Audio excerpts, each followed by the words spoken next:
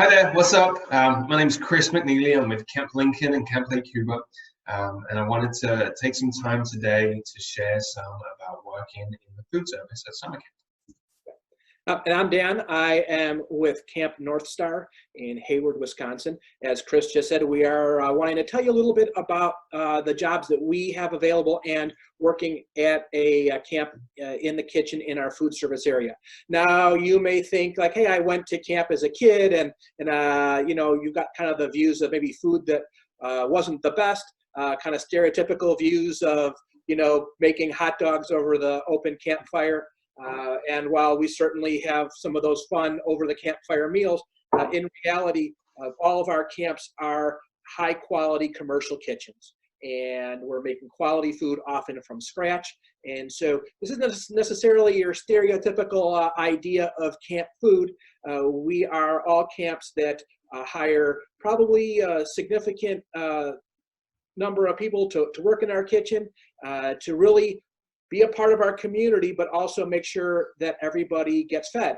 And Chris is going to kind of hit on some of the different types of positions that the camps may be offering in their kitchens.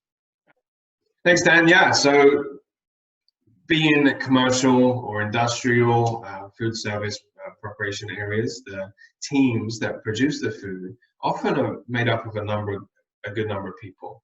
And these people are looking after the front of house and the back of house. They are doing inventory and stock control, and also cooking and preparing the food. So each kitchen that you look at will probably include a food service director or manager, a lead cook or a head chef. We're looking at sous chefs, prep cooks, bakers, definitely some general food prep in there if you're looking to get some more rounded experience, and of course some dishwashers too. We feed typically, you know, hundreds of people a day, so there's a good team of people in there for sure. Dan, what types of people work in the food service at summer camp? So, and in reality, there isn't like one type of person that we're looking for to work in the kitchen. Now, you might be one of a couple different groups of people that would be thinking about working in a kitchen. One might be someone that's experienced in the food service industry. You work at a restaurant, you work in a commercial kitchen operation, and you're looking for something for the summer. So we certainly are looking for experienced food service people. Maybe you're a culinary student. You are looking at going into food service. You're looking at going into hospitality, and working in camp in the kitchen is really going to provide you an experience in a commercial kitchen, but also in a fun camp setting that Chris will talk about in a few minutes.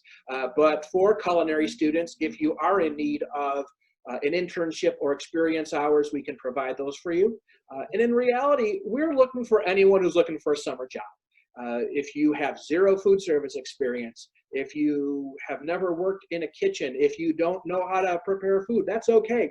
We still have jobs for you working in the kitchen. A couple of things though, one thing that is a requirement, we're looking for people who are hard workers. You need to be able to work the hours that are necessary, but it can be hot in the kitchen. And we need people that have that work ethic and also are going to be team players. You're working closely with the kitchen staff, that you're also living in the same setting as them. And you know, I think more important than being an amazing chef is we're looking for people that are going to work hard as part of a team towards that goal. But along with that, it's also worth mentioning that working at camp in a kitchen isn't necessarily for everybody. Since our staff are living in our communal environment, there is a little less freedom. And so we need people that can abide by the rules of living in a camp community, and realize that all of our camps are child-focused environments, and we need to make sure that everyone working as part of our team are going to treat each other with respect, show up each day to work hard, and be appropriate to be in an environment where there are lots of kids. But along with that, there are a bunch of benefits, and Chris is going to go over those. Thanks, Dan. Yeah, definitely a lot of not requirements, but things that will really help you be more successful at camp for sure. Thanks for sharing. As far as benefits go, you know, working in the food service environment can be, very wide ranging, from fast food to industrial kitchens to schools to, any sort of restaurant that you can think of that people, we all work together to provide meals for people. At camp, it's kind of different, like Dan mentioned. It's definitely a more fun environment, I would say. After work every day, you'll be able to, potentially join in with some activities that are going on, to hang out with, the different folks who are working and living at camp. You'll be in an environment of like-minded folks who are committed to providing a really, providing a really good experience for those kids, delivering a fantastic experience, whether that be feeding, taking care of their health needs, teaching them archery, riflery, how to sail, that kind of stuff as well.